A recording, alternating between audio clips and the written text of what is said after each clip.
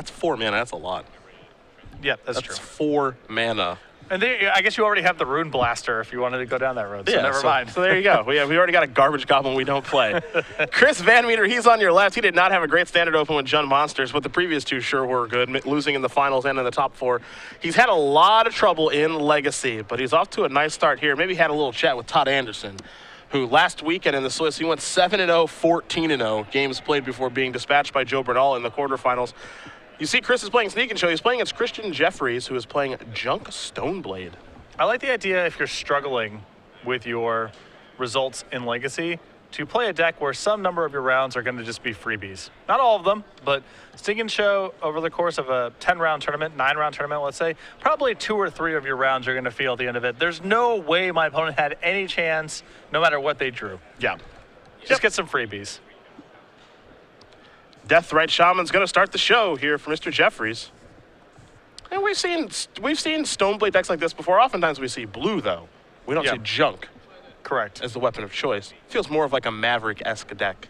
Yeah, we've seen some evolution. I mean, Maverick decks are starting to touch black now for Deathrite Shaman and Sideboarding Abrupt Decay, so this is a pretty natural extension, although this is much more firmly in the control deck space. The only creatures here, 4 Deathrite Shaman, 4 Dark Confidant, 4 Stoneforge Mystic, then a smattering of removal spells, a main deck Sylvan Library, some discard spells.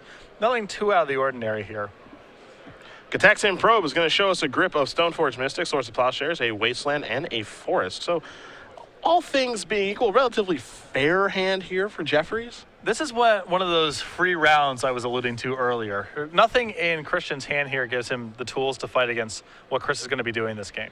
Chris picked up a copy of Show and Tell off of that Gataxian Probe, but he already had one. The big question is, does he have a basic? And you see the island in the front of his hand, so the answer is yes. The question is, how is he going to use that card? You see a lot of blue cards over there in Chris's hand, a Force of Will among them. There's also a Lotus Petal hanging out. I think he also has an Emberpool in his hand already, too. So I think all he's looking for is another source of mana. Correct.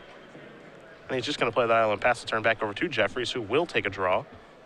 Again, we know Jeffries' hand. He has a Wasteland, which is useless right now. He has a Stoneforge Mystic, which is a little bit slow. And, of course, Source of Plowshares.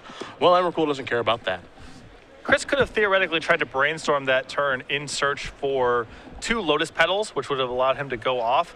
But Chris respects the possibility enough of a discard spell coming off the top of Christian's deck that he'd rather save the brainstorm as insurance against that. Now, the big question here is we see a Stoneforge Mystic placed in this deck by Jeffries. Chris is deciding if he wants this to resolve or not. One way that Jeffries can work himself out of the situation is a Karakas. Any of those hiding out in his deck? He has 1 copy. All right. It's better than no copies. Yes. Jeffries is going to resolve Stoneforge Mystic, and it's time to go a-searching. So you're saying there's a chance. That's exactly what I'm saying. Batterskull, the card he will search out. This combo we see every weekend here on the Legacy Open. Stoneforge Mystic searching up Batterskull. Sometimes we was always GT. More recently, Sword of Fire and Ice has been very popular. A lot more blue-red decks, and also Sword of Fire and Ice is the best one to have sort of just general control decks, because neither Jitte nor Batterskull is that meaningful against them in most games, but the sword is more cards and more damage. Sensei's Divining Top placed on the stacker. I wonder if Chris has any interest in maybe countering that card. Is that something that could actually dig Jeffries to ways to get out of the problem? The answer is no, and here's a Brainstorm. So 1, 2, and 3 cards added to Chris's hand, which you'll notice there, none of them are lands. But it does appear that Ponder is among them, yes. So he gets, again, more looks at it. And it could be as simple next turn as pondering into a 2-mana land and winning the game on the spot, yep, or pretty close to it. Chris puts back 2 Show and Tells, and he'll draw 1 of them. See if he wants to start with the Probe or if he wants to start with the Ponder. Looks like you're going to start with the Ponder. So 3 cards. Show and Tell's the top one. We'll see if he can find a City of Traders or a copy of Ancient Tomb. You saw Sneak Attack and Volcanic Island, the cards he has here. Now, he can't commit the Volcanic Island to the table this turn in the face of that Wasteland, but he can go for Show and Tell next turn. Mm-hmm. It's all about patience, but at the same time, Chris doesn't really know what he's playing against. You know, he doesn't know if his opponent has Thoughtseize or Hymn to Torak, or I guess he can defend himself with Force of Will, so it's not the end of the world. But you know, there are definitely some cards here that can give Chris some trouble. Yeah. Although all of Christian's, I'm sure Chris doesn't know the exact 60 cards that Christian is playing, but so far, Christian has had a pretty conventional, just I'm a 3-color good stuffish deck kind of opening so far. Yeah, that's definitely true. That is definitely true. Nothing, I mean, he's not doing anything out of the ordinary. I guess the most strange card in play for him is the top. Yeah. And a lot of these decks play one copy of Sensei's Divine Top as just kind of a randomizer anyway. It looks like VanMeter is going to leave those cards here. You see his hand. He's got a Probe, a Spell Pierce, a Forcible, Emrakul, 2 copies of Show and Tell, Lotus Petal. Powerful stuff over there. And it looks like he says, all right, I'm going to keep with Ponder. Take a draw. Volcanic Island is not the ideal land here, but I think it is good enough such that it's too greedy just to shuffle and search for more mana. Yeah, I think that's the case too. Chris could have theoretically shuffled, gotten a draw that way, drawn again off the Gitaxian Probe, but there's just too high of a risk that there's no land in his top 3 or 4 cards, and he loses the game that way. Chris going to play his Lotus Petal right now. That could be a little bit dangerous. Card like Abrupt Decay. Yep. Jeffries going to take a draw. Again, we know Jeffries has a Batter Skull in his hand. You see the Wasteland in play. Going to spin the top right now. Maybe he's on the search for an Abrupt Decay. You see Dark Confidant. I believe he did find a copy of Abrupt Decay. The question is, would he actually draw that off of the top to be able to take care of the Lotus Petal? With Chris missing land drops, I think there's a really strong argument to do it. He does give up on Batter Skull this turn, but it looks by not attacking with the Stoneforge Mystic that he's going to let Chris have it, and that might spell Christian's demise here. And he does just pass the turn back over to VanMeter, who's going to draw Volcanic Island for sure. That's exactly what he does. He's going to put that into play. It's time to bring something to class. As Show and Tell is placed onto the stack. Christian is going to take a look. See, it's pretty fair. Yeah, let's see who's bigger. Oh, Nice. There's Emrakul. Okay. So, you know, that's Pretty close. Yeah, they're both creatures. Yep. So there's that. Batter Skull, super powerful, really versatile. Life gain. Life gain, yep. Vigilance, really good at blocking and attacking. Perhaps, though, outclassed by Emrakul. I think an argument could be had. Right. Now, remember, Christian still has some looks with Sensei's Divine Top for Caracas. 2 and 3. What is this going to be? So that'll not work, unfortunately. I was going to say that will work, but I forgot about the Forcible for a moment. So that actually will not work. Liliana the Veil is going to be countered. Chris does take 1, of course, to do that. Another large cost there. I mean, Yeah. Chris now down to 17. Yep. Deathrite Shaman applies a lot of pressure in this spot. No, actually, what's going to happen is Christian is going to, yes. Do that. Yes. Doesn't want to play Rather than anymore. actually have to put them all into the graveyard, Christian instead concedes. Chris VanMeter going to win game number 1 here over Christian Jeffries. Sneak and Show, putting a large creature into play and getting the job done over Junk Stoneblade. As we head over to the sideboards here, we'll take a look at Jeffries and what he has options available. So begin. He has 2 copies of Cabal Therapy, 1 copy of Enlightened Tutor, which usually means there's some bullets in here, 3 copies of Spirit of the Labyrinth, an Aethersworn Canonist, 2 copies of Golgari Charm, a Rest in Peace, an Oblivion Ring, an Engineer Plague, a Choke, and 2 copies of Pernicious Deed. I like the Oblivion Ring quite a bit in this matchup. Absolutely. It's something you can put into play off of Show and Tell, which is a very good answer. Additionally, it can just be reasonable in the event that Chris casts Sneak Attack, but needs to wait till the following turn to actually put something into play. I think the Spirit of the Labyrinths are going to come in as well. A 3-power, 2-mana creature is a better clock than anything that Christian has available to him right now. And there are a fair number of Brainstorms and Ponders and so forth in Chris's deck. Gitaxian Probe as well, we saw. So it provides a reasonable amount of disruption, but even if it was just Blade of the Six Pride, I think there's an argument that Christian should be bringing it in this matchup because he just needs to end the game a little more quickly than he saw in the first game. And the text is certainly relevant on that card, as you did mention. You take a look at VanMeter's sideboard here. Grafdigger's Cage, 2 Swan Songs, 3 Blood Moon, 3 Pyroclasm, 3 copies of Through the Breach, a Shattering Spree, an Echoing Shroud, and a Boseiju who shelters all. I expect to see Pyroclasm come in here. You take a look at the creatures that Christian did show in the last game. You saw Deathrite Chime, you saw Stoneforge Mystic. Didn't see Dark Confidant, cleans that up. And Spirit of Labyrinth also gets taken care of. Yeah, so Pyroclasm is an ace here. It's more, I believe, for matchups where people are bringing cards like Meddling Mage to the table.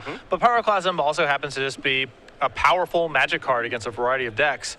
And so You're going to see it come in here, even though I don't think this is the matchup Chris necessarily had in mind when he put Pyroclasms in the sideboard. Absolutely. You do see Blood Moons in the sideboard as well. Those could be okay in this matchup, but I'm not entirely sold that those are going to be necessary.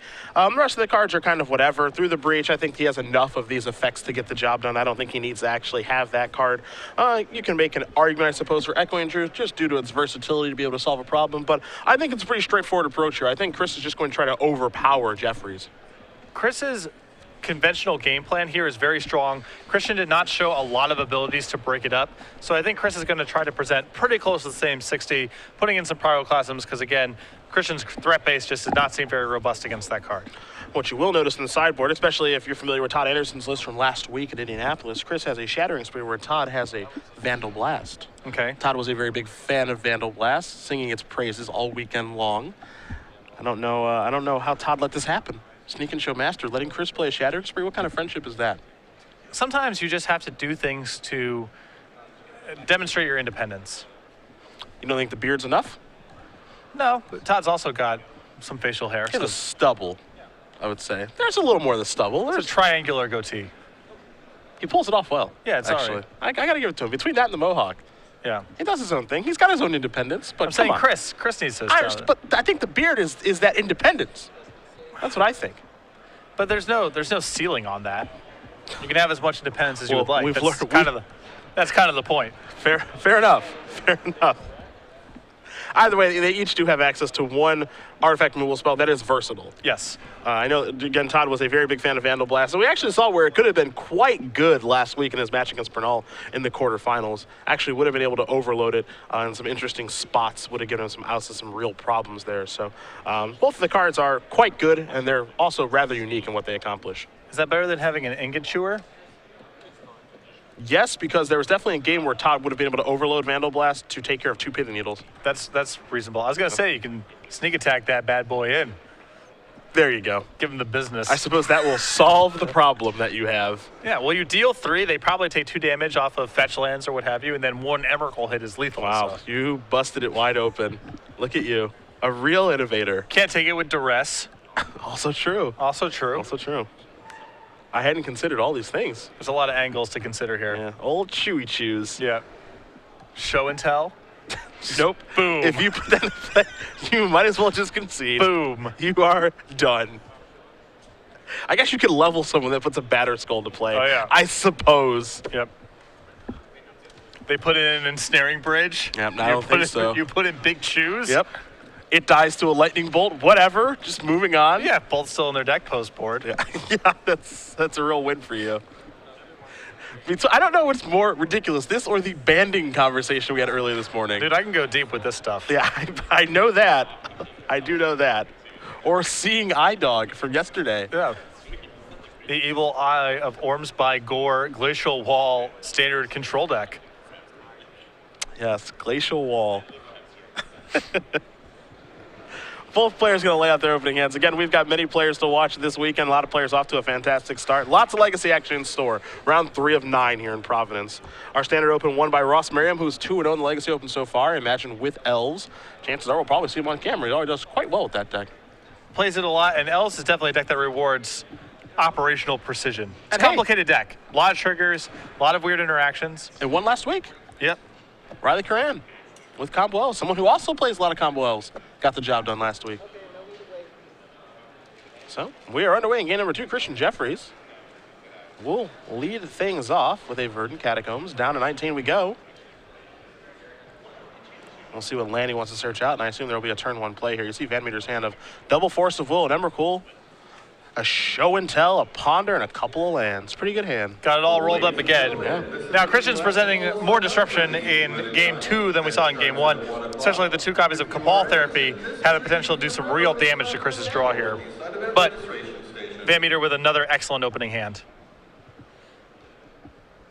It's a shame how underrated Cabal Therapy is. Oh, yeah. One of the best cards at its time is here's a Deathrite Shaman with some fuel. As VanMeter will take a draw. It's a copy of Sneak Attack. His draw gets even better now. We're going to start off with a Flooded Strand. Looks like we'll probably see Basic Island into a Ponder. I wouldn't be surprised if we do at least. Yeah, one of Christian's most dangerous forms of disruption against the type of draw that VanMeter has is Wasteland. So even though I'm sure he would like to get a volcanic at some point, he's going to wait as long as possible to get that land. Yeah.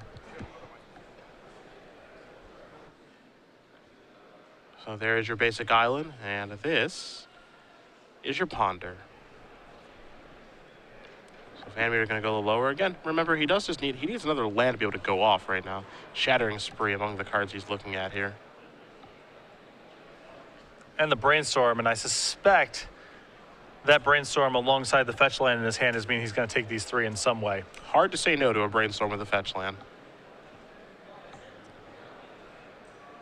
Quite the powerful combination of cards. VanMeter giving a long look here. Again, a player who's been having some trouble in Legacy recently. Yep.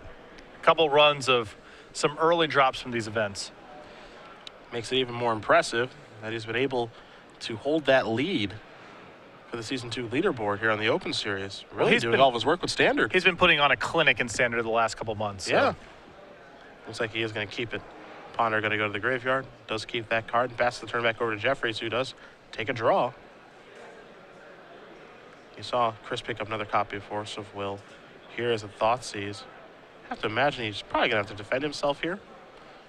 Well, the one piece of the puzzle here that he cannot afford to lose, given the way his hand is structured, is the Emrakul. But Chris may feel like he has enough redraws at some large creature that he doesn't have to Force of Will this. Well, that's exactly how he feels. So he's going to show 3 copies of Force of Will, a Show and Tell, a Sneak Attack, an Emrakul, and a Polluted Delta. Now keep in mind, Chris actually kept the cards with the Ponder. So if Emrakul gets selected, he has to shuffle that and the graveyard back in, which will actually give him a shuffle effect. And again, I believe the next card on top of his deck is a Brainstorm. Yeah. Which he would want to draw. Now the issue here, of course, is that the hand that VanMeter shows is extremely exposed to Cabal Therapy. Yes. So if Christian has that as a follow-up here, VanMeter may be in a ton of trouble. So Jeffrey's deciding, what card am I supposed to take here? You can make a pretty nice argument for a Show and Tell. I think it's a pretty good place to start. You can make an argument for Emrakul, so yep. There's nothing actually to put in play with Show and Tell besides Sneak Attack, which is, to be fair, pretty good. I don't think you really want to take any of the Force Wills, though. I think it's the 3 cards in the middle. Yeah, and I would be surprised if it's Sneak Attack, too, because VanMeter's so far away, mana-wise, from being able to cast that. So I believe this is a decision between Show and Tell and Emrakul, depending on what other action Jeffries has in his hand. So there is Emrakul, and that's going to go in the graveyard, and it's time to shuffle these cards away. And I think even if it was close between those 2 cards, the fact that VanMeter kept with his Ponder last turn, meaning that he values the cards on top of his deck, at least his next draw step, was the tiebreaker for Jeffries. So everything will get shuffled in, and VanMeter will have a mystery card coming for the next turn. The scary thing about Sneak and Show is, you look at that hand, and it might not seem all that scary, but it takes a couple of draw steps. And in fact, it takes basically just creature and land. Yep. That's it. Death Right. Going to go active. Here's a Spirit of the Labyrinth. You see Chris taking a look at that. We'll do the same here. Take a look at the brand new 3-1 from Born of the Gods. Hasn't seen as much play as I think we expected in Death and Taxes and other decks, but it is still rather powerful. There's a lot of competition for your 2-drops. There's so many to choose from Legacy, of course, and White has so many high-quality, low-cost creatures. So it's hard to say any creature is going to be an automatic 4 of, but Spirit of the Labyrinth has the potential to do some real damage. And you see that VanMeter went ahead and Force of Will it because Spirit of the Labyrinth is so threatening against many of Chris's potential draws from here. Yeah, I think you have to. I think you have to Force of Will that there, just because it is so powerful. Pull the screen back. You see last turn VanMeter drew a large creature, so that's step 1. The thing that you did see also is Force of Will removing Show and Tell. So it looks like he's on a Sneak Attack plan here. I believe Chris's thought process is probably, I'm kind of scared of what you can put into play off of Show and Tell, so I don't think it's safe to cast that. I don't know if I'm a huge fan of that necessarily. I understand that VanMeter has his concerns. There's a lot of random cards. Maybe Jeffries has brought in a Humility. Maybe he's brought in, Oblivion Ring. All these cards you're worried about, but he's so far away mana-wise from being able to cast this, and Jeffries has already shown that he has discard in his deck. So I would probably err on the side of just trying to Show and Tell here, even though you incur a lot of risks. VanMeter going to take a draw. There's the third land. Flooded Strand. His hand right now is Crystal Brand and Sneak Attack. All you can do is pass the turn back. Deathright Shaman going to remove Force of Will. A little drain there. VanMeter going to go down to 15.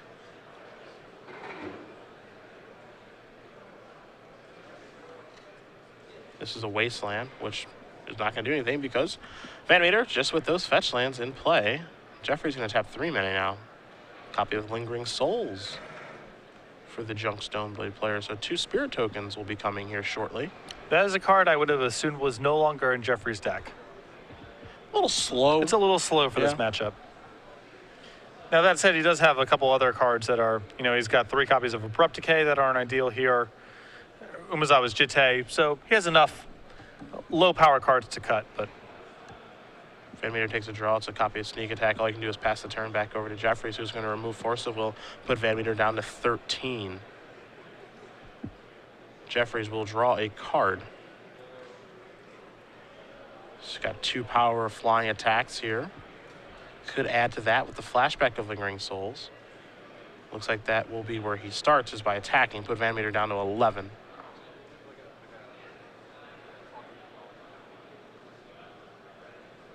I think Jeffries has drawn Vindicate this turn.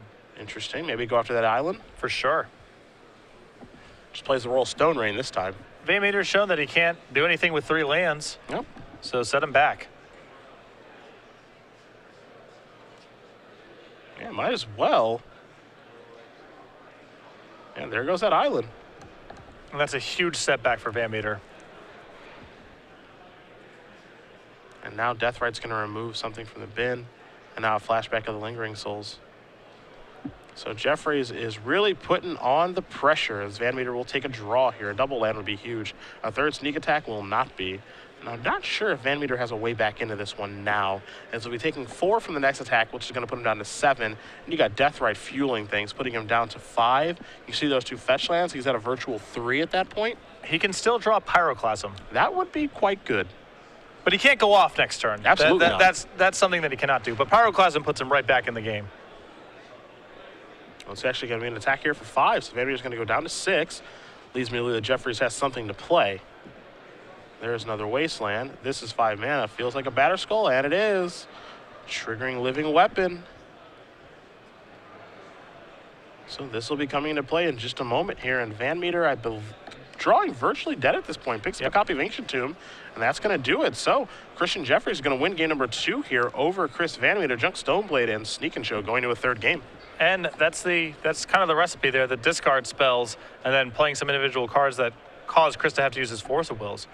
His resources, VanMeter's resources was actually taxed in that game. In the first game, he was free to do whatever he wanted. Yeah. So game number 3 will be underway here shortly between Sneak and Show and Junk Stoneblade. I felt like VanMeter that game had the cards to win. I'm not sure if he used those Force of Wills to the best of his ability. I think I would have been a little more, I guess, defensive around that Thoughtseize that was cast. I didn't mind the Thoughtseize so much, but in my opinion, what I did not like was the removal of the Show and Tell there. Yeah. I think I would have tried to hold on to that one more turn. Chris was trying to go off through Sneak Attack, which is safer in some respects. Again, these Junk Stoneblade lists and decks along these lines normally have threatening stuff to put into play off of a Show and Tell, in the post-board games at least. Sure. So I totally respect that. But given how far away he was from being able to win with Sneak Attack, I think he should have gotten away from it. Now, one thing you'll notice here while VanMeter is playing it, it actually is much different from how Todd plays. You see, and this isn't really a negative critique of Chris, but he's a little bit unsure of himself, thinking through a lot of his decisions, things of that nature. When you watch Todd play, it is straightforward. I'm doing this. I want to get to this, to this, to this, to do that. Todd is very straightforward. He always guns Sneak Attack or Show and Tell. He's very aggressive with the way he plays his deck, and he's very sure of himself. He's very aggressive. Is very conservative with how he mulligans. Mm-hmm. I mean, keeps a lot of borderline / sketchy 7-card hands and just jams. Chris seemed a little bit, again, unsure. I wouldn't be surprised if in that situation where Todd just says, okay, forceful, remove my forceful, protect myself from Thoughtseize, hope I draw a double land, kill you. Sure. Or Show and Tell, and whatever happens, happens. And if I lose on this Show and Tell, all right, we'll just play the next game. Yeah. I feel like that's how Todd plays the deck, and I'm not sure if that's the appropriate way to play the deck, but he's certainly had a lot of success playing it that way. Well, here's the thing, and this might be the concern that Chris has. Jeffries' deck, from what he's shown, could easily have Knight of the Reliquary. It's reasonable that could be in his list. Absolutely. And Knight of the Reliquary is incredibly dangerous if you're playing a show and tell game, because he puts in Knight of the Reliquary, Knight of the Reliquary goes and gets Caracas, and you're out of the game. So if Chris has reason to suspect that Jeffries is playing a Knight of the Reliquary strategy, then his line makes total sense. We have the luxury of seeing deck lists and knowing that's not the case, but there's no reason Jeffries doesn't have Knight in his deck. Could easily be there. So again, this could just be a Maverick-esque strategy, and given that Thomas Herzog last week in Indianapolis top-8'd with him, top-8'd in Detroit when you and Shape did coverage, it feels like a month ago, maybe Maverick is back on the map. Now again, we know that this is a much different take, but truthfully, when you watch the games that are being played, this could very easily be a dark Maverick deck that has Thoughtseize in it. Yeah. And that's not crazy to think about. Although the fact that Lingering Souls and Vindicator in the deck, I think that's a lot of threes, Yeah. and you usually don't see Lingering Souls alongside Knight of the Reliquary. Might be more of a giveaway that it's not that dead. I think maybe Chris, there's a chance that he picks up on that now. Yeah, that I'm not playing against a dark Maverick deck. It's all percentages, right? If you told me in the room right now, if you made me guess, I would say at least one person in this room has both Lingering Souls and Knight of the Reliquary in their deck. Yeah. There's at least one person. So you can never be 100% sure. But you can only do your best to extrapolate the information that you can based on the evidence and sort of your understanding of Legacy and the way the decks get built. It's not like that combination of cards is crazy. You know, Yeah. It can certainly happen, and I think there are times when it is appropriate to have that combination of cards. So we'll see if Chris picks up any information here, or if Jeffries is able to get another game and move on to 3-0. And Chris wasn't working with full information at the time. When he was making his decisions about if he was going to force a will and what he was going to pitch, this was before he saw Lingering Souls. So time to draw some openers, gentlemen. 7 cards for each. VanMeter will be on the play here. Again, number 1 on our Season 2 leaderboard here. Saw a tweet from Gerard Fabiano. He started this tournament 0-2. I believe he may have dropped as well and headed home. He was the only person that could realistically catch him that was in attendance this weekend, and he basically said, well, 0-2 drop. Congratulations to Chris on winning Season 2. and in fairness, I think that Chris had it locked up yesterday. Yeah, but I think so. Now it's definitely official. Jeffrey's going to send it back. We'll be going down to at least 6 cards. We'll see if he goes any further, as VanMeter is happy with his opening 7. Chris off to a nice start this weekend. I think Chris might have a turn 1 hand. I think the same thing. And if I caught a glimpse of it, and the cards are what they believe they are, there's a pedal and a 2-mana land and a show and tell. So I saw a sneak attack. I don't know if he has a big dum-dum. Well, we'll find out, I'm sure, momentarily. Well, there will be some turn 1 theatrics. And we say momentarily sometimes when we mean a couple minutes or a little while. This will be a matter of moments. Yeah. Of course, it doesn't mean the game is immediately over. No, Christian could have Caracas. He could have Oblivion Ring. There's some cards, but it's bad news.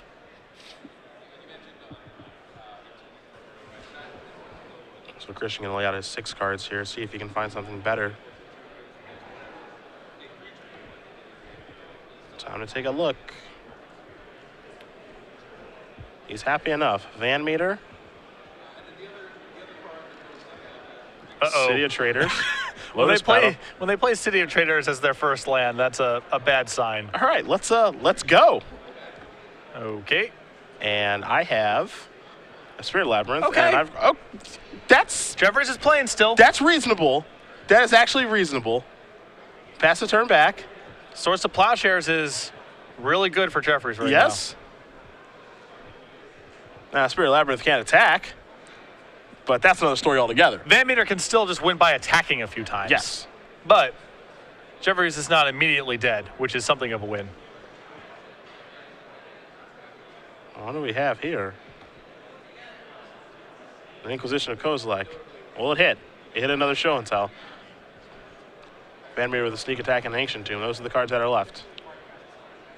So VanMeter was all in on this plan, and understandably so. Yes. I would be too. We'll untap the City of Traders, take a draw. Although I believe that given what his hand was, VanMeter would have been better served leading off with the Ancient Tomb, because now he's in a position where hard casting the sneak attack is going to be troublesome. Yeah.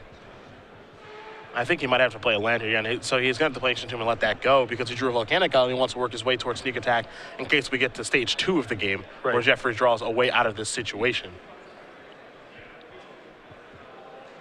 Of course, no guarantee that will happen, but we'll see. I think Chris is trying to figure out, okay, if I draw cards and spirits out there, is that a good or a bad thing for me? And I believe the answer is bad. I think that he can pay 7 to draw a card. That's really good. Well, this could come up. I mean, I'm aware it could come up, and I hope it does. Yeah. Actually.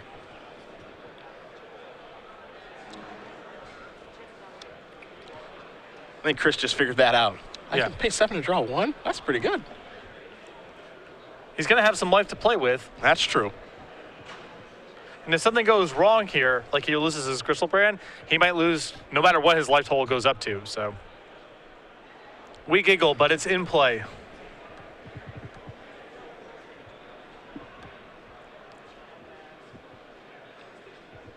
VanMeter here. Wow, he's going to pay 7 to peel 1, it looks like. What a deal. Yeah. All right, it's a polluted Delta. All right. Picks up a cop. Sure. This isn't the worst thing I've ever seen. He now has Caracas insurance. Yeah. He can get sneak attack into play with multiple red sources of mana. And I think you do get sneak attack into play now. I think you play the Volcanic, the Petal, and just put it into play. I suppose you could wait and catch your opponent off guard. But I think you're better served by just putting that card in play right now. I think so too, because I mean you've seen Thoughtseize. Yeah, I guess the argument to that could be is Thoughtseize even good in this situation? If you get Thoughtseize, you're probably just winning. Maybe, maybe not. Yeah. I mean, if it's Thoughtseize and then a removal spell. Oh, wow. A couple of Vindicates and not a third land. Unbelievable. Chris VanMeter able to win this game over Christian Jeffries 2-1. Sneak and Show moves on to 3-0. You know, this is a matchup that I'm sure VanMeter was happy to play against, and game 1 was a cakewalk. Game 2 lost to one of Jeffries' better draws, and then game 3 seemed like it was going to be easy, but there was a sweat. If Jeffries has Swords to Plowshares there, if he has a third land for Vindicate or Liliana the Veil, it's probably Jeffries who wins that match.